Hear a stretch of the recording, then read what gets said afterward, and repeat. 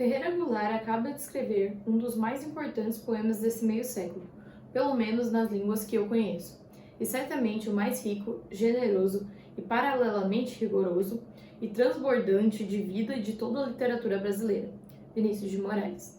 Oi, friends! Apareci no canal depois de um ano, porque é assim, né? Às vezes do nada eu broto para falar de livro, mas a questão dessa vez vai ser falar sobre os livros que faltaram da UFPR e infelizmente eu não vou conseguir fazer todos esse ano.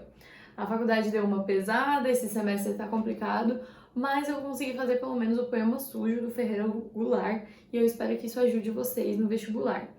Já que eu vou tirar um tempo para fazer isso, eu gostaria muito que vocês me ajudassem compartilhando o vídeo, mandando nos grupos de turma, para os colegas de cursinho, para que vocês consigam estudar juntos e conquistar a aprovação. Então, primeiramente, quero dizer que, assim como em outros livros de poema, a melhor forma na minha cabeça de falar sobre eles é primeiro falando um pouco sobre o autor e sobre o livro em si, e depois lendo alguns trechos e destacando características do poema. Então, é isso que eu fiz nos outros poemas dos outros anos, porque eu acho que, normalmente, quando é um livro de poema, não cobra o que estava escrito, mas sim identificar padrões, identificar escola literária, relacionar aquilo, interpretar. Então, normalmente é uma questão em que vai dar o trecho do poema e as alternativas vão, enfim, fazer várias analogias e ver se tu consegue interpretar aquilo, relacionar com a época, relacionar com a vida do autor.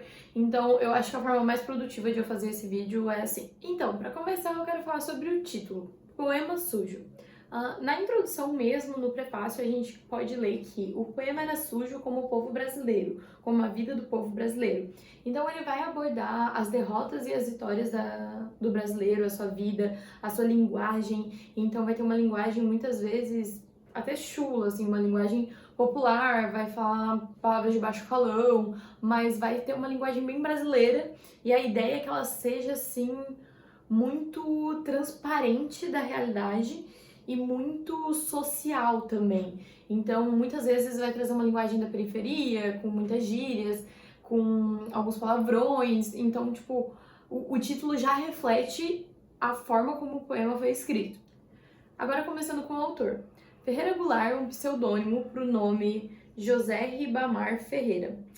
Ele nasceu em São Luís do Maranhão e aos 21 anos ele já ganhava concursos de poesia, então já se mostrou um prodígio na área. Ele foi um escritor muito talentoso que escreveu para revistas, jornais e foi até mesmo crítico de arte. Agora falando um pouco mais das suas fases, a sua primeira fase é a fase parnasiana. Ele, inclusive, no Poema Sujo, vai falar de Olavo Bilac, do Raimundo também. Então, nesse início, ele escreve uma poesia muito engessada, na minha opinião, mas engessada é uma palavra já que contém o teor de opinião, né? Mas enfim, mas um pouco mais métrica e com as características bem padrões, tudo metrificado. E aí depois ele acaba começando a entrar na segunda fase dele, que é a modernista. Então, a princípio ele escrevia tudo muito certinho dentro da caixinha, e aí com o modernismo ele começa a sofrer uma influência do movimento e a escrever de uma forma menos engessada. Eu acho importante falar que eu achei interessante que no início o modernismo chocava muito ele, então quando ele começou, ele foi apresentado ao Carlos Drummond de Andrade, ele ficou muito chocado com esse tipo de escrita nova, diferente, mas ele foi sendo influenciado até que ele escreveu A Luta Corporal e que ele começou a partir de A Luta Corporal, ele começou a escrever uma coisa meio oposta ao que ele escrevia antes. Então, não usava mais métrica, não usava rimas ricas, não tinha mais aquela poesia padrão do parnasiano. E eu acho isso importante falar, porque ao longo da leitura do poema, que eu vou ler alguns trechos, eu vou apontar as características, tipo, aqui tá sendo bem parnasiano, mas ao longo da prova, quando vocês forem interpretar um texto, é bom que vocês contem, façam uma metrificação e observem se aquele poema tem um estilo parnasiano. Então estudem as escolas literárias que ele escreveu, porque é comum que nas questões eles coloquem isso, tipo, nesse trecho é possível ver a influência neoconcretista do autor, então é importante que essas características estejam bem claras na mente de vocês. Voltando na questão de que ele era modernista, escreveu a luta corporal, um desses textos da luta corporal, ele se tornou praticamente ilegível, de tão diferentão. E após escrever isso, ele fica se questionando se isso realmente é poesia. Tem inclusive uma frase que eu vou ler aqui, que ele fala que não pode ser esse o caminho, que isso é o suicídio da poesia. E ele acaba entrando na sua terceira fase, que é a fase concretista por influência do Augusto de Campos. Aí, beleza, a gente pode ver que ele é bem influenciável, né? Ele tava lá, na época escrevia Parnasiano. Apareceu o modernista, ele falou, eu tenho que me atualizar, modernismo. Aí apareceu o Augusto, ele, caramba, mas na real que o concretista, e aí ele começou a escrever um dos poetas concretistas, neoconcretistas, só que ele começa a pensar, na real que eu tô parecendo até um artista plástico, tô tendo que escrever formando desenho, tô fazendo um negócio que não é a minha poesia padrão, tá virando um artista plástico isso. Assim como antes, ele ficou tipo, não pode ser que esse modernismo aqui seja poesia, esse negócio aqui não dá nem de ler. Então ele muda novamente, e aí a sua quarta fase é a fase de cordel, em que ele começa a apresentar as críticas sociais dele, ainda mais que ele é um momento em que ele tá com uma influência marxista bem grande, e aí a sua linguagem muda novamente para esse estilo mais popular que é do cordel. Já a sua quinta fase vem quando o movimento da ditadura começa a se formar e ele precisa de uma linguagem ainda mais política, e aí ele escreve o Dentro da Noite Veloz, em que ele volta com uma linguagem bem crítica, novamente, a questão marxista bem forte. Agora, sobre a história do próprio Poema Sujo, ele foi escrito em 1975, em um momento em que o Ferreira Goulart estava exilado na Argentina.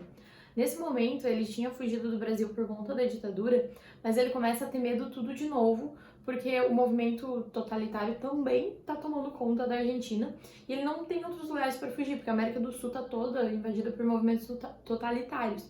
Então não consegue fugir para Bolívia, não consegue fugir para o Paraguai, e aí ele sente a necessidade, ele é impelido a escrever poesia e a falar sobre política, sobre o povo brasileiro, sobre o marxismo. Ele precisa falar antes que ele seja silenciado. Então, em vários momentos é bem nítido que ele tem medo de ser assassinado. Ele queria deixar esse registro que seria o poema dele. E aí, nesse momento, ele tem a noção de que se restringir a uma vanguarda, então, nisso ele já estava na quinta fase, né? Se restringir a uma vanguarda era muito empobrecedor para a poesia. Ele percebe que o estilo ideal para ele seria juntar todas essas vanguardas, todas essas influências e escrever uma poesia que tenha as melhores características de todas as fases. Então vai ser um poema em que em vários momentos você vai perceber, aqui tem métrica, aqui parece parnasiano, mas ali na frente é muito modernista, até quase naturalista, assim, então tem uma certa zoomorfização dos personagens em determinado momento, e aí outro tem onomatopeia, que é muito moderno, mas também tem uma construção de desenho, de texto que é relacionado ao concretismo, então ele une todas essas influências para formar o Poema Sujo. Essa vontade, necessidade de falar sobre o que estava acontecendo era tão grande que ele inclusive se considera o Almidas da literatura, que era um rei que tudo que ele encostava virava ouro. Ele fala que ele precisa extrapolar a riqueza do pensamento na poesia. Então é quase como se ele se sentisse obrigado a escrever.